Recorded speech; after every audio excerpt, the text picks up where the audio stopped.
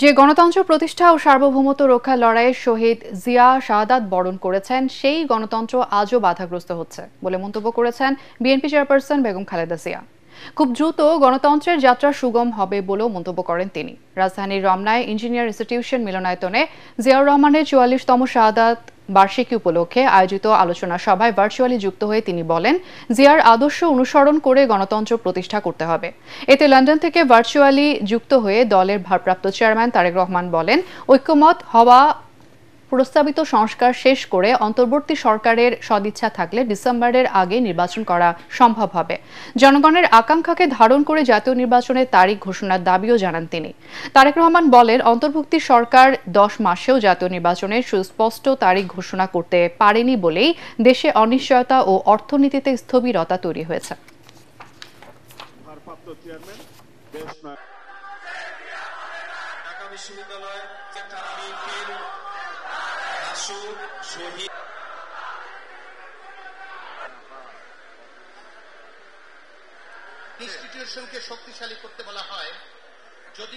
যে গণতন্ত্র প্রতিষ্ঠা আর সার্বভৌমত্ব রক্ষার লড়াইয়ে তিনি শাহাদাত বরণ করেছেন, সেই গণতন্ত্র নিরবচ্ছিন্ন যাত্রা আজও বাধাগ্রস্ত হচ্ছে প্রতি পদে পদে।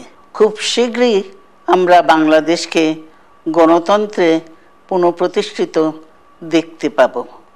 এই হোক সেই জিয়ার শাহাদাত বার্ষিকীতে আমাদের অঙ্গীকার। এই লক্ষ্যে সুশৃঙ্খলভাবে এগিয়ে চলার জন্য আমি বিএনপির সকল পর্যায়ের নেতা কর্মী ও দেশবাসীর প্রতি আহ্বান জানাচ্ছি। ওয়ালটন আবারো মিলিয়নিয়ার অফারে ওয়ালটন ফ্রিজ কিনে আপনিও হয়ে যেতে পারেন মিলিয়নিয়ার।